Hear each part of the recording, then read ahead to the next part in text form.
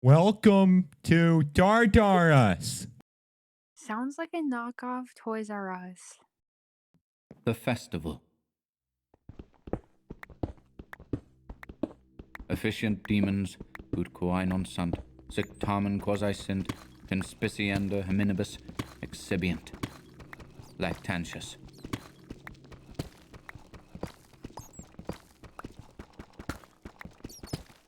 I was far from home, and the spell of the eastern sea was upon me. In the twilight I heard it pounding on the rocks, and I knew it lay just over the hill, where the twisting willows writhed against the clearing sky and the first stars of evening. And because my fathers had called me to the old town beyond, I pushed on through the shallow, new-fallen snow along the road that soared lonely up to where Aldebaran twinkled among the trees, on toward the very ancient town I had never seen, but often dreamed of. It was the Yuletide, that men call Christmas, though they know in their hearts it is older than Bethlehem and Babylon, older than Memphis and mankind. It was the Yuletide, and I had come at last to the ancient sea town, where my people had dwelt and kept festival in the elder time, when festival was forbidden, where also they had commanded their sons to keep festival once every century, that the memory of primal secrets might not be forgotten. Mine were an old people, and were old even when this land was settled 300 years before. And they were strange, because they had come as dark, furtive folk from opiate southern gardens of orchids, and spoken another tongue before they learnt the tongue of the blue-eyed fishers. And now they were scattered, and shared only the rituals of mysteries that none living could understand. I was the only one who came back that night to the old fishing town, as legend bade, for only the poor and the lonely remember. Then beyond the hill's crest, I saw Kingsport outspread frostily in the gloaming. Snowy Kingsport with its ancient vanes and steeples, ridgepoles and chimney pots, wharves and small bridges, willow trees and graveyards, endless labyrinths of steep, narrow, crooked streets, and dizzy church-crowned central peak that time durst not touch. Ceaseless mazes of colonial houses, piled and scattered at all angles and levels like a child's disordered blocks, antiquity hovering on grey wings over winter-whitened gables and gambrel roofs, fanlights and small-paned windows one by one gleaming out in the cold dusk to join Orion and the archaic stars. And against the rotting wharves the sea pounded, the secretive, immemorial sea out of which the people had come in the elder time.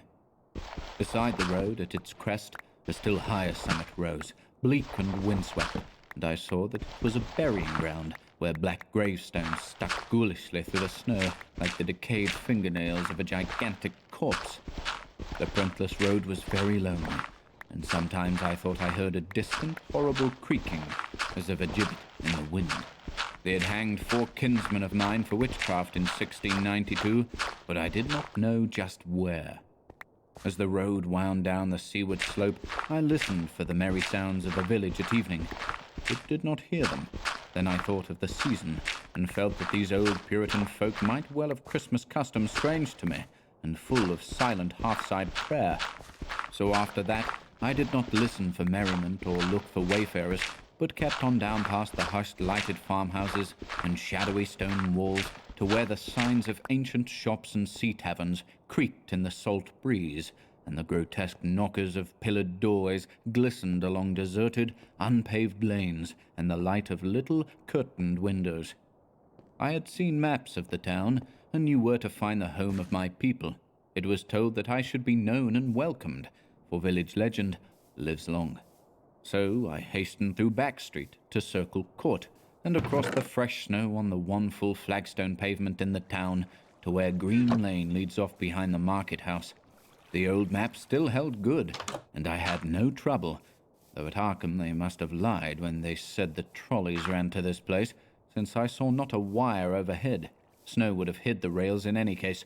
I was glad I had chosen to walk, for the white village had seemed very beautiful from the hill, and now I was eager to knock at the door of my people, the 7th house on the left in Green Lane, with an ancient peaked roof and jutting second story, all built before 1650.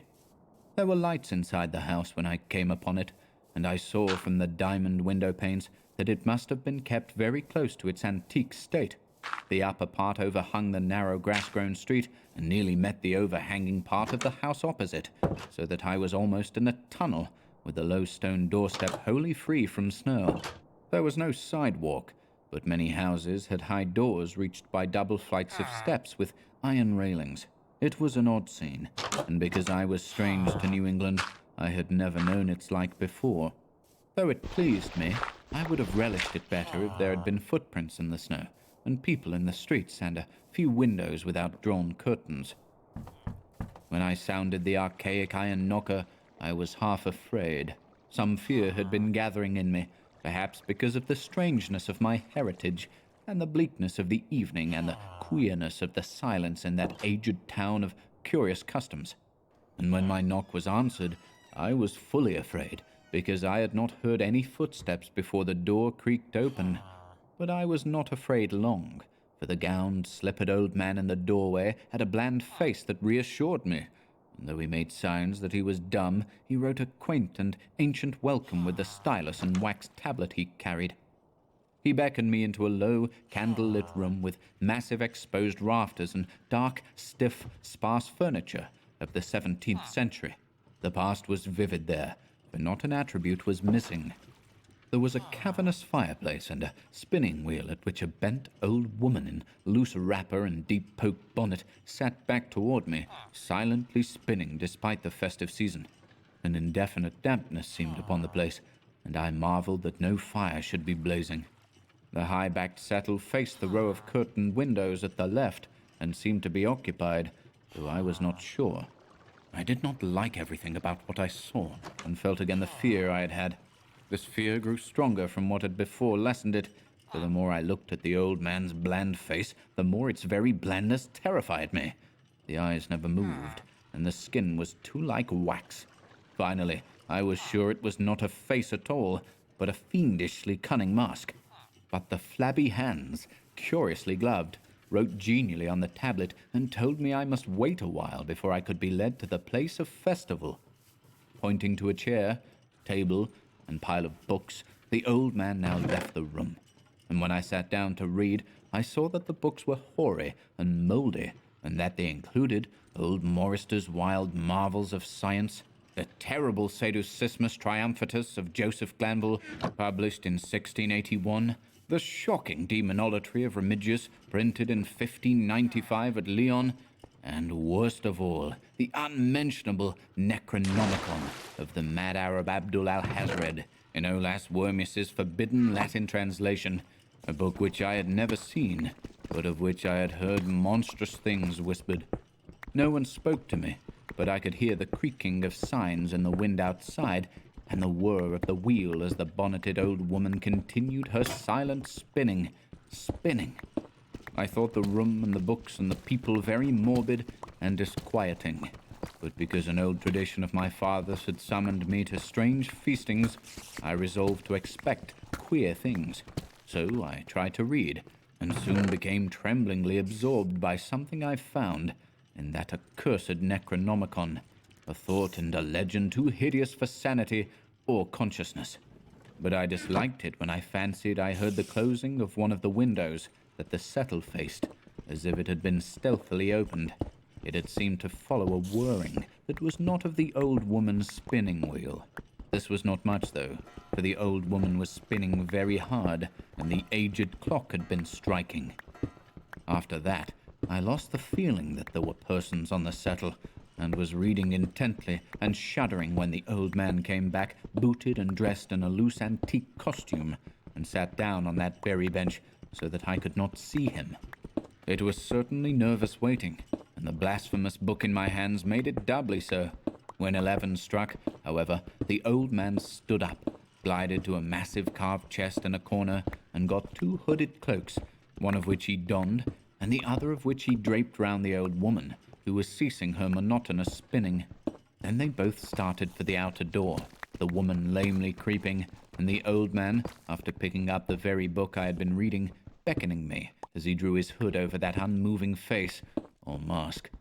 We went out into the moonless and tortuous network of that incredibly ancient town, went out as the lights in the curtained windows disappeared one by one, and the dog star leered at the throng of cowled, cloaked figures that poured silently from every doorway and formed monstrous processions up this street and that, past the creaking signs and antediluvian gables, the thatched roofs and diamond-paned windows, threading precipitous lanes where decaying houses overlapped and crumbled together, gliding across open courts and churchyards where the bobbing lanthorns made eldritch drunken constellations. Amid these hushed throngs, I followed my voiceless guides, jostled by elbows that seemed preternaturally soft, and pressed by chests and stomachs that seemed abnormally pulpy, but seeing never a face and hearing never a word. Up, up, up the eerie columns slithered, and I saw that all the travelers were converging as they flowed near a sort of focus of crazy alleys at the top of a high hill in the center of the town, where perched a great white church. I had seen it from the road's crest when I looked at Kingsport in the new dusk, and it had made me shiver because Aldebaran had seemed to balance itself a moment on the ghostly spire. There was an open space around the church, partly a churchyard with spectral shafts and partly a half-paved square, swept nearly bare of snow by the wind and linked with unwholesomely archaic houses having peaked roofs and overhanging gables. Death fires danced over the tombs, revealing gruesome vistas, though queerly failing to cast any shadows. Past the churchyard, where there were no houses, I could see over the hill's summit and watch the glimmer of stars on the harbor, though the town was invisible in the dark. Only once in a while, a lanthorn bobbed horribly through serpentine alleys on its way to overtake the throng that was now slipping speechlessly into the church. I waited till the crowd had oozed into the black doorway, until all the stragglers had followed. The old man was pulling at my sleeve, but I was determined to be the last. Then I finally went, the sinister man and the old spinning woman before me. Crossing the threshold into that swarming temple of unknown darkness, I turned once to look at the outside world, as the churchyard phosphorescence cast a sickly glow on the hilltop pavement, and as I did so, I shuddered. For though the wind had not left much snow, a few patches did remain on the path near the door, and in that fleeting backward look, it seemed to my troubled eyes that they bore no mark of passing feet, not even mine. The church was scarce lighted by all the lanthorns that had entered it, for most of the throng had already vanished. They had streamed up the aisle between the high white pews to the trap-door of the vaults, which yawned loathsomely open just before the pulpit, and were now squirming noiselessly in. I followed dumbly down the foot-worn steps and into the dank, suffocating crypt. The tale of that sinuous line of night marchers seemed very horrible, and as I saw them wriggling into a venerable tomb, they seemed more horrible still. Then I noticed that the tomb's floor had an aperture down which the throng was sliding, and in a moment we were all descending an ominous staircase of rough-hewn stone, a narrow spiral staircase, damp and peculiarly odorous, that wound endlessly down into the bowels of the hill, past monotonous walls of dripping stone blocks and crumbling mortar. It was a silent, shocking descent, and I observed after a horrible interval that the walls and steps were changing in nature, as if chiseled out of the solid rock. What mainly troubled me was that the myriad footfalls made no sound and set up no echoes. After more eons of descent, I saw some side passages or burrows leading from unknown recesses of blackness to this shaft of nighted mystery. Soon they became excessively numerous, like impious catacombs of nameless menace, and their pungent odor of decay grew quite unbearable. I knew we must have passed down through the mountain and beneath the earth of Kingsport itself, and I shivered that a town should be so aged and maggoty with subterraneous evil. Then I saw the lurid shimmering of pale light and heard the insidious lapping of sunless waters. Again I shivered, for I did not like the things that the night had brought, and wished bitterly that no forefather had summoned me to this primal rite. As the steps and the passage grew broader, I heard another sound, the thin, whining mockery of a feeble flute, and suddenly there spread out before me the boundless vista of an inner world, a vast fungus shore litten by a belching column of sick greenish flame and washed by a wide oily river that flowed from abysses frightful and unsuspected to join the blackest gulfs of immemorial ocean. Fainting and gasping, I looked at that unhallowed Erebus of titan toadstools, leprous fire, and slimy water, and saw the cloaked throngs forming a semicircle around the blazing pillar. It was the Yule rite, older than man and fated to survive him, the primal rite of the solstice and of spring's promise beyond the snows, the rite of fire and evergreen, light and music. And in the Stygian grotto, I saw them do the rite and adore the sick pillar of flame, and throw into the water handfuls gouged out of the viscous vegetation which glittered green in the chlorotic glare. I saw this, and I saw something amorphously squatted far away from the light, piping noisomely on a flute, and as the thing piped, I thought I heard noxious muffled flutterings in the fetid darkness where I could not see. But what frightened me most was that flaming column, spouting volcanically from depths profound and inconceivable, casting no shadows as healthy flame should, and coating the nitrous stone above with a nasty, venomous verdigris. For in all that seething combustion no warmth lay, but only the clamminess of death and corruption. The man who had brought me now squirmed to a point directly beside the hideous flame, and made stiff ceremonial motions to the semicircle he faced. At certain stages of the ritual, they did groveling obeisance, especially when he held above his head that abhorrent Necronomicon he had taken with him, and I shared all the obeisances because I had been summoned to this festival by the writings of my forefathers.